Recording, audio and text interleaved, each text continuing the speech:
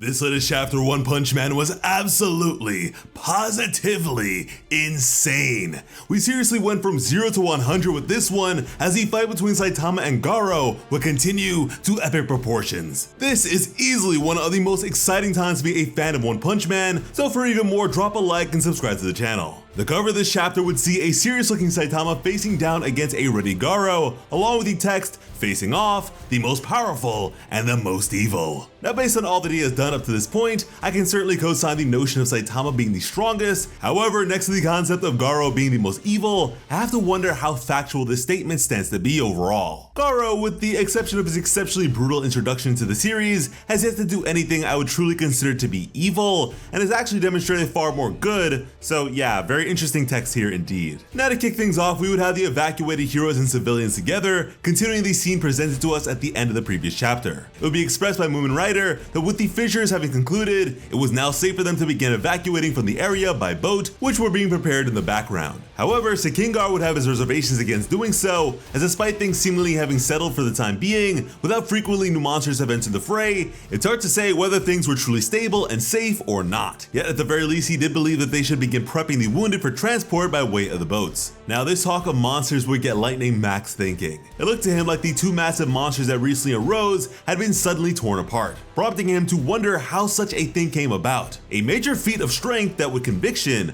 Tadeo would point towards Garou, who he would refer to as Uncle. Then going on to elaborate that Uncle must have taken them down since he is an incredible hero who protected him. An expression that seemed to only add to the confusion at hand. Moomin Rider from there would ask if the person in question was a middle-aged man wearing a tank top, of course referring to Tank Top Master, which Tadeo would dismiss. Moomin Rider very clearly not having a proper gauge for strength. However, to interrupt these discussions would be an absurdly staggering tremor of the ground. Something very bizarre was clearly occurring yet again. All the heroes were not only concerned, but frightened, as after all, they were incredibly exhausted. Not to mention there weren't any S-Class heroes presently in their midst. Now, it was unclear if all this commotion was on account of someone fighting or a continuation of the previous seismic activity. There were just far too many unknowns here in regards to both friends and foes alike, with no means of confirmation, as we would then receive some incredibly major impacts being had some distance away. Certainly felt, yet very much out of sight. And this was Garou versus Saitama. Garou, who was in the midst of sending a wild flurry of aggressive blows towards his opponent, who in return evaded each and every one of said moves with a rather indifferent and nonchalant expression on his face as they duked it out way up high in the upper atmosphere. Meanwhile, the one with the upper hand was exceedingly clear, but then again, this was also certainly only just the beginning. We would then receive what is honestly a very impressive feat for Garou, and that is the dodging of Saitama's fist, which instead went over his head. And after ducking beneath the attack, Garou whirled his leg around while using the fist of Saitama as leverage for his own hand, which he followed up by dramatically kicking Saitama back down to earth as a great deal of water and rocky debris would rush upwards in response. And very much like in his previous fight against Flashy Flash and Platinum S, Garou would use the debris as footstools, allowing him to rush towards his prey with exceptional expediency, leaving a visual trail behind himself. All the while, Saitama was simply in the midst of patting the dust off his costume. As he drew closer, Garou would reel back an arm and get the attention of Saitama. And here, Garou would make use of the so-called perfected fist he was ever so proud of and chop it directly onto the cranium of the bald hero, with a viciousness and ferocity that dwarfed even that which he possessed against Sage Centipede only moments prior. And the fallout from this direct attack onto Saitama's form, good lord, was devastating. Everything around them would begin to collapse, and only got worse as the mere collision of these two entities proved too volatile for their environment. Yet, unlike the results he had seen against Sage Centipede, Garou here would begin to grit his teeth as he struggled to find any give against the shiny surface of Saitama's head. It was to the point where the otherwise perfect form of Garou's chop began to wane and buckle from the pressure. This exceedingly offensive act against his opponent suddenly became a moment of defense for Garou. Saitama is so strong that to even attack him at all is inherently dangerous. And Garou would soon learn this lesson the hard way as Saitama lifted his head fully, and as a result, completely shattered the hand of Garou. He broke apart as if like a humanoid construct of stone. And in seeing this, Saitama would wonder about Garou here, questioning what was wrong with him and why he was picking a fight so suddenly, which Garou would not respond to as his severed hand would immediately begin to regenerate, clearly displaying the now especially monstrous capabilities he presently possesses. But best believe, things only get that much crazier in that realm as we continue on with the chapter. Now, despite these transgressions, Saitama was fine with it as he still had something to say to Garou anyways.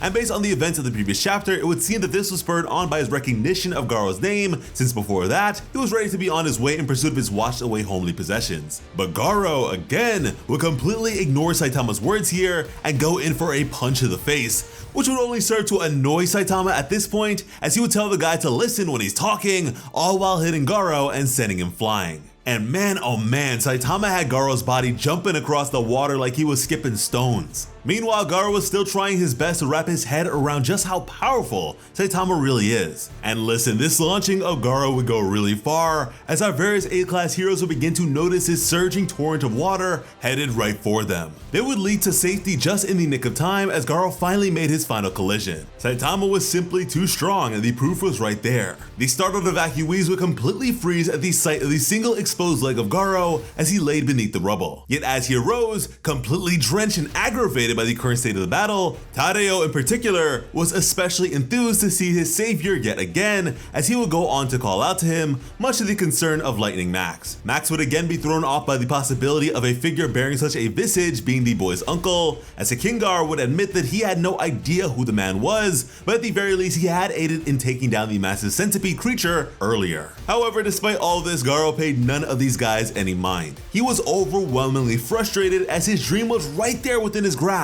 Yet just as he was about to realize it, the absolute biggest hurdle he has ever faced in the form of Saitama had appeared. And so he resolved to take the man down for the sake of fulfilling his ultimate goal. Otherwise, he would never be able to become absolute evil. And it is here that Garou would undergo yet another transformation, the most sinister and monstrous looking one of them all, as his size would drastically increase, the spiky protrusions on his back would be risen to all-time highs, and his face favored that of a four-tails chakra cloak Naruto, which I absolutely love. And I mean, the terror invoked by this form would be written all over Tadeo's face, which would very quickly be shared by the likes of our heroes. Lightning Max for a moment would be terrified, yet like a true hero, along with Snek, would rush into action despite this in protection of Tadeo. Now this shift for Garou was an especially interesting one, as unlike all those to come before, was one he was actually conscious of. I mean, his last one kinda just happened without him realizing, as he was raging for quite some time, totally unconscious of his own actions. Yet now, he could recognize his body mutating in response to his rage as he inspected his own form. Yet he wasn't the only one getting a good look of this new form of his, as the various heroes would be quick to get going now after seeing it, dragging Tadeo along with them. However, the kid would be very quick to escape and make his way back. Garou could now feel his strength overflowing, believing that now, with this, he would be able to do all that he needed to. However, his attention would be drawn elsewhere as Tadeo approached him. Garou, in his incredibly monstrous form, would greet the kid and merely acknowledge that the boy was alive, which was especially similar to what Garou had said the first time he had saved Tadeo after facing off against the horde of heroes. And despite shaking in fear on account of Garou's outward appearance,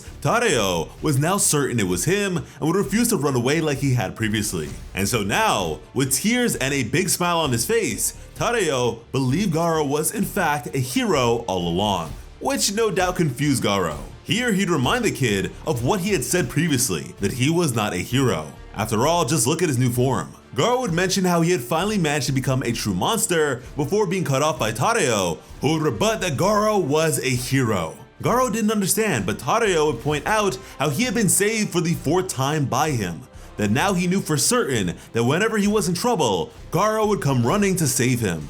That he was the coolest, greatest hero of them all to him. And so he had come to beg Garou to stop pretending to be a monster. From here, the kid would begin to cry for a whole new reason, as he didn't want Garou to be misunderstood and hated. Garou was at a loss for words here and would hesitate before recalling the hurdle ahead of him, Saitama. He didn't want Tadeo to cry. It certainly bothered him, as internally, he begged for the kid not to make such a face when he was finally on the verge of showing him the moment where the monster wins. Garou sees his younger self in Tadeo, and as such, feels the need to provide the kid with a display he himself had always longed for and never received. But to interrupt this moment would be Saitama. He would confirm that this was Garou he was speaking to, then saying that Garou's behavior is going to make Bang cry, which caught Garou's attention. Saitama would list off Garou's transgressions such as hunting heroes, destroying dojos, and now pretending to be a monster and making children cry, as Tadeo would recognize Saitama to be a hero. Saitama would furthermore be cheeky enough to tell Garou to act like an adult and cut the hissy fits out. But now that he had gotten a better look at Garou's current stature, he'd question if his previous comment bothered the guy, referring to the whole him not looking like a monster thing,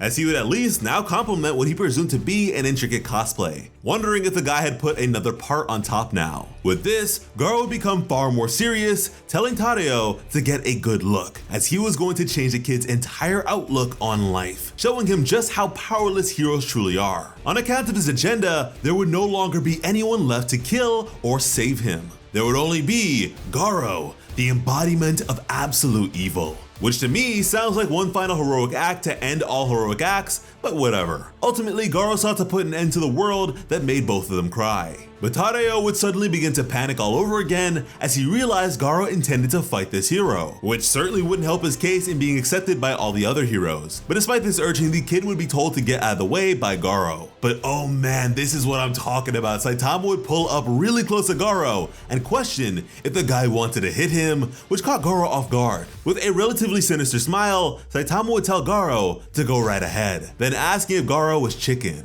Saitama is way too disrespectful, and oh my goodness, Garou's aggression would begin to boil over even further as his exposed eye would change in color as it had for his previous forms, as he would tell Saitama not to make him laugh, as he would punch Saitama in the face with all his might, as an absolutely stunned Tadeo would stand there with his mouth wide open. But soon Garou would join him in disbelief, as there wasn't even a blemish on Saitama's face. His head merely steamed as he hadn't even blinked and would simply move his head forward and continue staring at Garou. Tadeo's mind was shattered by this. It was incomprehensible. Welcome to the club, kid. Saitama would then place his hand on Tadeo's head, patting it and letting him know that he shouldn't worry, as he wouldn't get hurt at all. But now, rightfully feeling pretty disrespected, Garou would attempt to knee Saitama as he did this, but Saitama would simply lift his hand off the kid's head and slap Garou elsewhere, telling him that they'll take this over there, as again, like a ragdoll, Garou was sent flying. Tadeo would cry out in dismay and concern for Garou's safety, but Saitama would double check that the boy wanted Garou to be stopped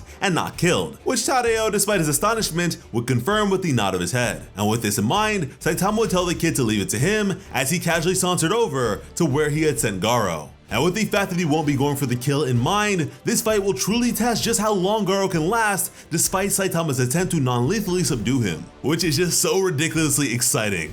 If you're feeling the hype right now, let us know down below. As always, I'm Slice of Otaku. Thank you all so much for watching and have an awesome day. I love you.